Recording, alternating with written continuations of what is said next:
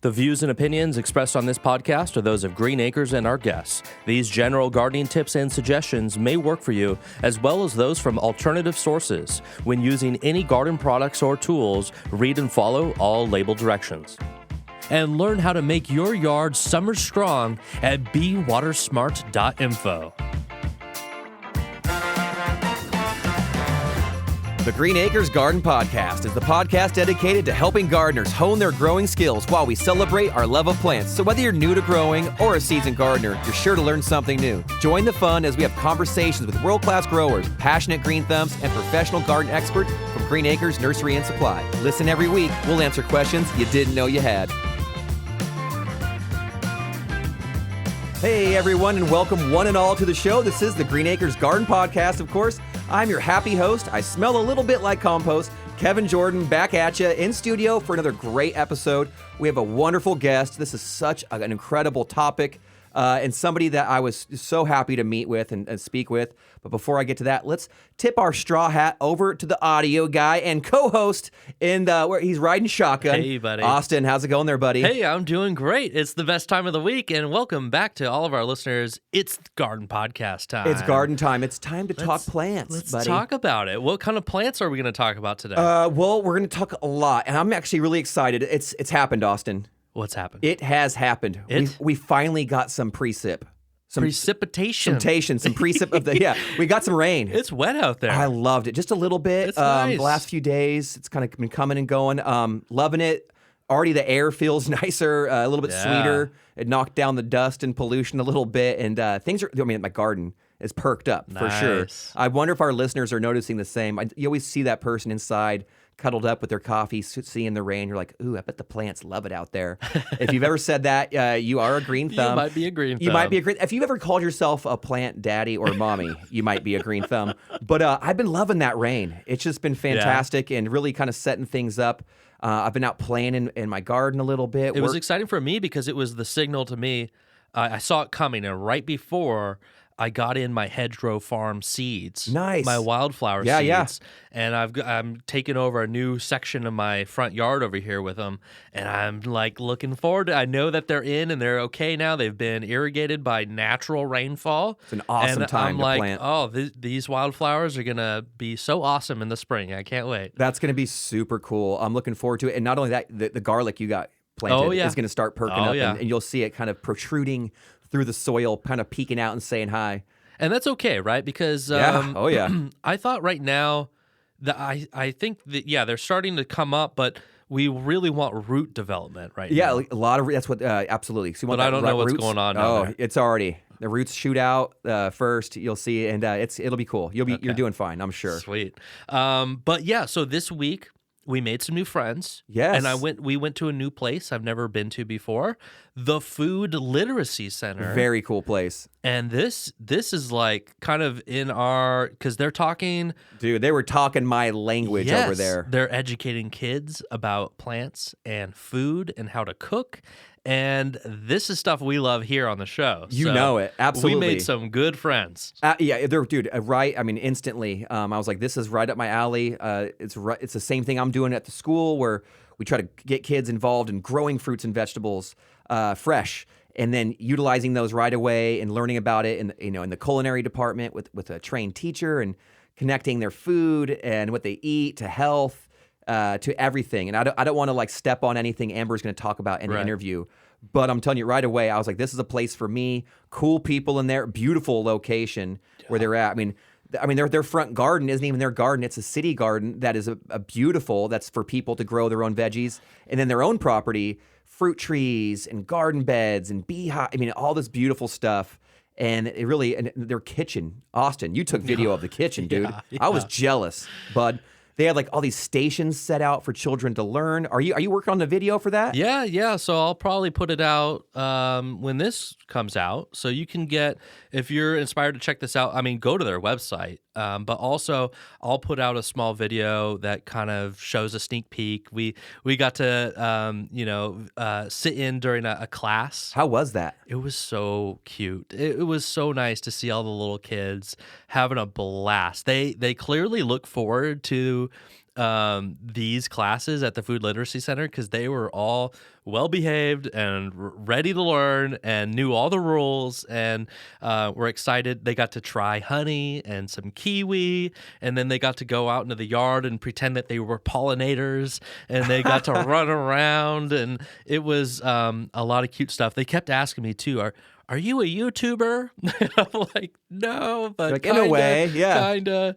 It was really fun and good on the heart to Yes. spend time with the little kids. They were fun. Well, that's what's exciting is, and maybe we can discuss this at the end, but a lot of what Amber is going to discuss in the interview and what they got working on down there, these are things or similar elements that we can achieve in our own gardens and things, some of the same benefits that she's going to bring up about food and growing and gardening and just the culture of food and food literacy. It's like these are things that we can incorporate into our own lives.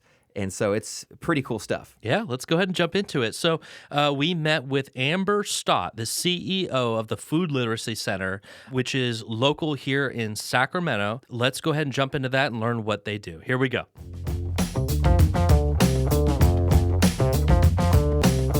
This is Amber Stott. I am the founder and chief food genius here at Food Literacy Center. We are sitting in my office at our beautiful cooking school that is owned by Sacramento City Unified School District that we get to come work at every single day in our nonprofit Food Literacy Center. What is the Food Literacy Center and how did it come to be? Yeah, so our mission is to inspire kids to eat their vegetables, and we do that by going to Title I or low-income elementary schools, and we teach hands-on cooking and nutrition. So that's where it started. That was the first thing that I did when I started the nonprofit in 2011.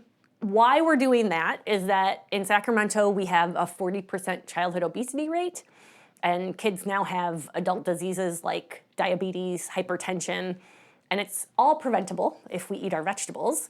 But only 4% of kids in the country eat the daily recommended amount of fruits and vegetables.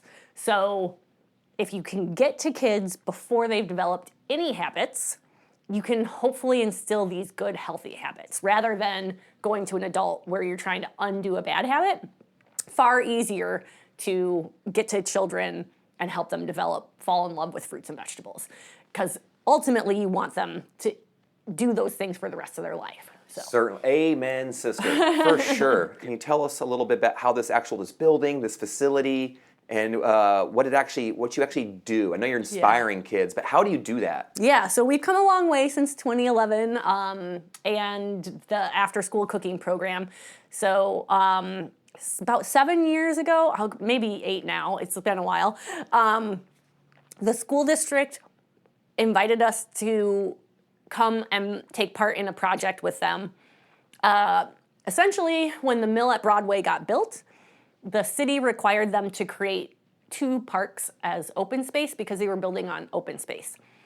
And we were approached with an idea of turning a park on school property, this interesting example of government gone right, into student gardens. And I had bigger dreams. And so the idea went from having a community park garden, student farm, to what we have now, which is this beautiful 4,200 square foot cooking school, which is also our headquarters. So there's a beautiful commercial kitchen out of which we can prep and get ready for the 21 schools that we serve throughout both North and South Sacramento. It's impressive. Thank you. It's beautiful. And then we have a classroom where the students next door, largely populated by kids from public housing across the street, they come into our cooking classroom for their science education and for their health education during their school day. Everything else we do is after school. So they each get 10 weeks of cooking curriculum and 10 weeks in the garden. Talk about hands-on learning. Exactly. And there are many studies that show when you learn something like science and math by doing it hands-on, the information is more likely to stick. And we see that 100%. Seen it myself, yeah. Exactly. So that is a new thing that we have, that we are doing. And then we also, in 2023, took on the Oak Park Farmers Market. So we have a lot of exciting things that we do now. It's so cool. For our listeners who can't be here, I wish you're going to have to see some of the photos and videos that we take here, because Beautiful garden out back, already started. There's fruit trees that have been planted, citrus, and I saw some figs out there. Honeybees. The honeybees are pretty cool. We'll definitely have to get into that because I love bees. Oh, and look, it's their honey. So you actually, oh, here I'm we pulling go. the jar Oh, out Amber's of the showing me box. her honey. Oh, it's beautiful. Thank Gosh. you. Now, is this going to be a way to can you generate money with this, or for your sponsors, or? Yeah, so we'll probably use it as some thank you gifts. Like I had a volunteer here yesterday helping me, and I gave him a jar. What But a thank you. Gosh, Yeah, it's a beautiful jar of exactly. honey with a little honey dipper in there. 100% organic. Yep. I love that. Fresh honey from the garden. Yeah. It's kind of nice to taste those flowers out there. Mm-hmm. So are you going to get kids in this garden? Do they actually plant and harvest? Are they going to get to go there and, collect? And Yeah, so it's a combination, right? So I mentioned that this was open space and there was that requirement to create a park. And if you look at the research on open space, people need to be in nature for a variety of reasons. Yeah. It helps improve thinking, it helps with creativity, it helps improve academic performance. It also helps with helping us calm. And the students that we are serving were some of the hardest hit during the pandemic. Yeah. Homes where there's food insecurity, they don't have enough to eat. Just experiencing a lot of different struggles. And so our kids are up against a lot. They're probably the kids who experience the most ACEs. And so we wanted to take that into consideration when we were designing our space. And so, for example, one of the things that I did when we were designing the layout is I put a pathway straight down the center. And I was thinking of myself as a kid. I would get into a meadow or something, and all I wanted to do was sprint from one end to the next. And sure enough, every kid, the second they come out here, what do they want to do? Sprint up and down the pathway. And in fact, we use that to allow the kids to get what we call their wiggles out. It helps calm them so that they can participate in the academic learning. does the same for me. Exactly, Yeah. exactly. And so, having the open space and the access to it, the kids that just want to sit on a rock, the kids that want to jump off a rock, the kids that want to follow a ladybug. So it's really important that we allow them access to the space for more than just the gardening. Of course, they're doing that as well, but I would say the number one thing they're doing in the space is calming themselves, whether it's very physically through Movement. running or sitting and watching. Yeah. Is a big part of what we do here. So yes, they are growing some things, but I would say for our student population, that's a bonus on top of, making sure that they get their cognitive needs met as well as some of the academic needs. So Why is it so crucial? Why do you think being outside amongst the flowers, the bees and the birds, why do we love it so much? We came from there, so that helps. But I do think we don't have much of it left, right? Like these kids live in a neighborhood that doesn't have sidewalks. So imagine if what you have to go out and play was very limited to some building boxes, right? Like it's not good for our mental health to be stuck inside. So and having that access, there's so many things that it benefits. And so particularly in a neighborhood where that is lacking, to be able to see the city and the school district and Food Literacy Center come together to provide that amenity, it's a pretty exciting accomplishment. For sure. And now you said you've helped, I think you said 20-something school. 21. Impressive. Pretty impressive. Now you have your closest school right here. Can you tell us how have they been enjoying it? It's an elementary school. You guys share a fence, your neighbors. Mm-hmm. Do they enjoy it? And what's that partnership like? Yeah, so the school that we are right next door to is Leotata Floyd Elementary School. And those kids, they actually did a poll to ask them what their favorite subject was. And food literacy won out higher than every other subject. Nice. Mm-hmm. So we're really proud of that. And we think it's because, and another bit of feedback that we got is that the kids, they have kept this space very clean, tidy. They haven't broken anything. And the school principal said, that is a testament to how much respect they are given while they're here, that they're returning it, right? And we really take a lot of pride in that, right? Like we're asking them to accomplish hard things, like take this vegetable and turn it into this recipe. And they take a lot of pride in the fact that they get to do that with their own two hands, every single kid. For sure, and I think I've seen students or young people, they take ownership. So like, I know this is your space, but I'm sure in some of their minds, probably feel like this is their garden. We make sure to tell them And that. they feel like, it's like when you feel like that and when you don't have a whole lot to kind of call your own, but you have a beautiful garden that you feel like you're really responsible for, or, important to be there. It's like, that does a lot. That's hard to measure that. So Absolutely. And when they come with parents or grandparents, we always say, "Oh, are you going to show them your farm?" And then the kids, their eyes light up, their smiles cross their face, and they take their family members in the hand and they start, "Oh, and look over here is where I grew this, or I pulled a weed from there," and yeah, they love it. Yeah. Pretty precious. Now, you brought up you are the Food Literacy Center, Amber. What is food literacy, and do I need to get some books? You should. Food literacy is defined as understanding the impact of your food choices on health, environment, and economy, and understanding that those impacts are not equitably experienced. So, for example, our kids, the fact that there are only 4% of kids eating their fresh fruits and vegetables. So Not good. That affects every population.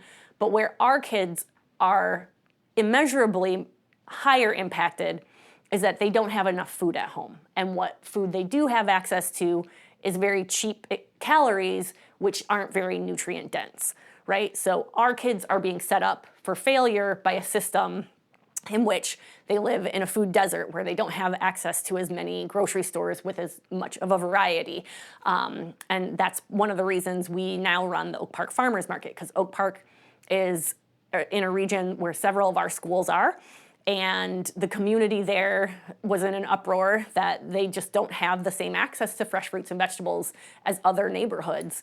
And so the Oak Park Farmers Market was created to fill that gap. Love a good farmer's market. Exactly. If you teach a kid to fall in love with fruits and vegetables at school, then when they go home, they need to have access to those same fruits and vegetables. So that's where our kids really are at the highest risk for these diet-related diseases, is not having access to that availability at an affordable price. And so one of the ways we combat that at the Oak Park Farmers Market, for example, is we match the food stamps, or EBT. So if they spend $20 of EBT, we give them an additional $20 so that they can afford more things at the farmers market. Love it. Yeah, it's nothing like eating some fresh fruit and vegetables and getting your hands on it. It's, like I said, it's hard to put a price on deliciousness. What has it been like to see the change in students and some of that come through here, and the families that you're working with? Like, does it surprise you at all when a student just gets exposed to something new, a new vegetable, a new herb, piece of fruit? Like you said, sometimes you got to just try it. Have you ever been surprised how quick they will kind of adapt and really enjoy a flavor, or then be like, no, now I love this. Now I'm, now I really love radishes or whatever. Have you seen any of that? Oh my gosh, yeah. Every day. That's part of why I love Food Literacy Center, is that, again, I've worked in several nonprofits throughout my career where you don't get to see the change that you're working on in your lifetime, right? And being able to go into a class and in 10 weeks, before that session ends, every kid in that class we have 94% success rate of kids tasting new fruits and vegetables in our program. So in a 10-week period, almost the entire class will be eating fruits and vegetables. That's how fast it is with tiny kids. So the impact is probably the easiest thing we do is get kids to eat their vegetables. What a healthy habit. You're establishing some pretty cool habits for these young folks. And they love it, right? They tell us one of their favorite things about our class is that they get to taste new fruits and vegetables. So we have a methodology. It's our radish routines and our broccoli boundaries that we have established to create an environment in which we have success repeatedly with kids eating their vegetables. So yeah, that part is awesome. Is there a gateway vegetable? How do you bridge the gap? What is really funny to me, time and again, I've seen it, but also staff, it will be like, oh, remember so-and-so, I couldn't get him to eat a fruit or vegetable. For whatever reason, the rainbow radish seems to turn any child into a vegetable eater. Because it looks cool? I think so. I mean, they really are the rainbow or watermelon. The watermelons, radishes. yeah, Any I've seen of those. Pretty colored radishes. Yeah, they're like, and I'm in. And they're crispy, they're crunchy. There's a lot to like there. It's crazy, yeah. That is fun. Uh-huh. How can some of our listeners, maybe if they're listening now and they go, man, I want to learn more about the Food Literacy Center, I want to maybe support them, if that's where would people go? Green Acres, thank you so much. You have been a sponsor of ours right on. for many, many years, so thank you. Really appreciate that. But it's a lot of local support from for example, Sutter Health and various health institutions like UC Davis Health, all the grocery stores from Rayleigh's to Save Mart to all the grocery have supported us over the years. So yeah, it tends to be a lot of health, food, ag. So and then we get about 65% of our funding from the grants that we write. It's pretty cool. Thank you. Thank you. So we do also rely on donations from the community for sure, because only 65% of our funding is coming from grants. So we're definitely relying on individuals that can write those $20 checks. Costs about $160 to put our students through our program. So folks can donate at foodliteracycenter.org. What is the goal, you think? At the end, you said you want to get kids fired up on food. Mm-hmm. You've got this garden, you've got the kitchen. How do you kind of put the two together? Yeah, I mean, essentially we want to see kids adapting these healthy behaviors so that they grow up to be healthier, and then hopefully they'll come back and advocate for the same, right? And ultimately, we do hope that we can turn the dial on Department of Education, on Department of Food and Ag, that these types of programs are prioritized. So one of the things we did as this cooking school was going from idea to reality is I started looking into the future, and I was like, if we get a space like that, how will we be supported and sustained at a systems level? And so a board member and another nonprofit advocate and I advocated the state government and asked if they couldn't consider creating a farm-to-school program within their Department of Food and Ag, because already Michelle Obama had established one at the federal level through USDA, but there weren't any at the state level. And so we analyzed how many people were applying for those USDA grants for farm to school, and a large majority was from California. So we put that data in front of the state government and said, consider starting a California farm to school program. And lo and behold, they did. So right as the walls were going up here, that program was being established at the state government. And so now we have a farm to school grant to support our programming here. So that's the kind of thing I would like to see growing and expanding, is that we have more of these and I don't want to build them all, right? I would like other people to be able to learn from what we did and do a thing like this in their own community. That will work. So many students tailor-made for them, yeah. Mm-hmm. Customized for each community and need. Mm-hmm. That is so cool. I feel the same way. I feel like there should be a garden to some degree in every school, not just some dilapidated old space that gets forgotten, but where there's actually funding behind it. There's a plan. It's the culture of the school needs to oftentimes can evolve and revolve around the garden. And yes. And we have absolutely seen cultural shifts in entire school populations. We partnered with Soilborne Farms. They're a nonprofit that does urban farming. And so they have student gardens in several of the elementary schools. And so we concertedly grew together to ensure that we were in the same schools at the same time with our cooking program and their garden program. Nice. And then we slowly watched as the culture of the entire school would shift to being very much pro fruit and vegetable, because at that point, also the teachers who are the adults, they start to shift, right? Because they can be a barrier sometimes if they're not excited about us bringing fruits and vegetables in.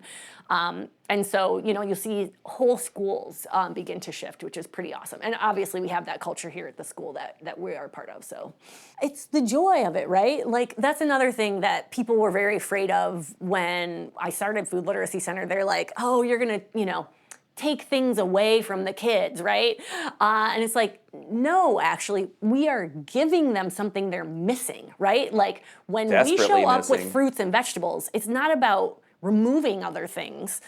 In fact, we try not to do that with a kid that doesn't have a lot of food at home, right? We're trying not to be judgmental about what you do or don't have in your cupboard. Instead, we're saying, start eating these beautiful things you've been missing, right? Certainly. And it's the joy factor of it all.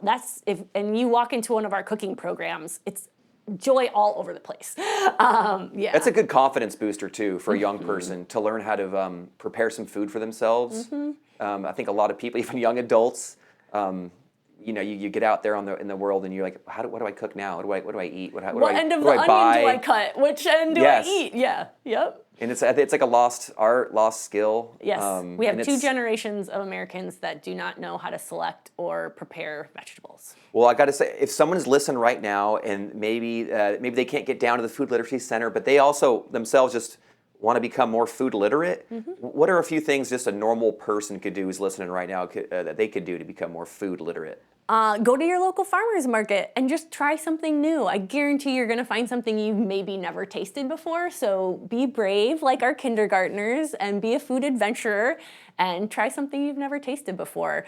And if you do that regularly and start incorporating new fruits and vegetables, and just do it one at a time. Don't fill up your whole cart on January 1 with nothing but fruits and vegetables that you've never tasted before, because they'll rot in the back of your fridge and make you feel guilty. Baby steps. Just try one a week or one a month even. And eventually you'll discover that you have some new favorites, like, oh, I've never tried purple carrots. I'm gonna taste it raw this time. Oh, this time I think I'm gonna try roasting it and see what the difference is. Maybe you like them one way more than another. And just be brave and play. I love it. All right, we are back from our interview with Amber. Big thank you to Amber and everyone at the Food Literacy Center. We met a lot of people that day, and everyone was just so nice and so open and willing to show us around and share what they do with us. So thank you for that. When I was in school, these programs didn't, or at least I didn't have access to it. So I'm so happy and glad that this is being, the work that Amber's doing is directly benefiting our kids in our community. Certainly, and we need so much more of it. So what Amber's doing, that we need 1,000 food literacy centers or places like that, or schools to kind of pick up the reins and be like, hey, we need gardens in every school. Or do this at home with your own kids, right? Absolutely. Yeah, cook with your kids, garden with your kids, grow with your grandkids, your nieces and nephews, get them out in that garden, grow, cook, eat, harvest, repeat, or whatever. Do it all, and just keep going. There's so much to be gained from growing or being around and getting your hands on some fresh, healthy food. I love it. What was that? Grow, harvest, what? It's like plant, grow, harvest, eat, repeat. Oh, that should be a bumper sticker. There we go. It's got to be somewhere. That's good. For sure. And so I'm going to try to invite Amber, Stott, and her whole crew out to our school. We want to get them out for a visit and a tour and share best practices and anything that we can do with my students to support what they're doing out there in any capacity. Dude, we're game, because I love what they're doing and that we certainly need so much more of it. And so I tip my straw hat to you, Amber. And it was cool, a fellow podcaster. Yeah, she has an amazing podcast. Yeah, if you guys talented. have not heard of it, it's called Raising Kale. Dude, she had Gavin Rossdale, Alice Waters, tons of interesting chefs and scientists. Guests. And they did a lot. They put a lot of work into that show. So it's really good. Can we poach any? Is that okay? Can we poach a few? I'll have to talk to Amber about it. Okay, we're friends now. Raising Kale, great show. Check it out. And we just had a great time. That's going to be all for this week. Oh, one last thing. This weekend is the Mandarin Fest, and I will be out there. We're not working the podcast or anything out there, but I'm going to be out there with the Green Acres team helping them out. So if you love mandarins and you want to get your hands on some, or some Mandarin shakes maybe. I do. I want. Check out the Mandarin Festival this weekend. It's at a new location in Roseville. Is that the Mountain Mandarin The Festival? Mountain Mandarin Fest. We went like 2 years ago. Oh, dude, I loved it. I know, I it was almost a didn't blast. leave. They had to kick me out. So that's coming up. If you guys want to come say hi, come find me out there. That's all for this week. Kevin, go ahead and take us out. Well, thank you so much to our listeners for showing up and tuning in. We really appreciate it. Please share us with a friend. And thanks to our guest, Amber Stott. I mean, CEO, founder, Food Literacy Center, doing the good work out there. So I tip my straw hat to you once more, Amber. Thank you so much. And until next week, garden friends, please, I urge you, I beg of thee, get outside in that garden at least a little bit each and every day. I'm telling you, it's well worth it. So until next week, garden friends, happy gardening to you all. And please, never stop growing. That's why I ended the video. I was like, oh, my cadence was up.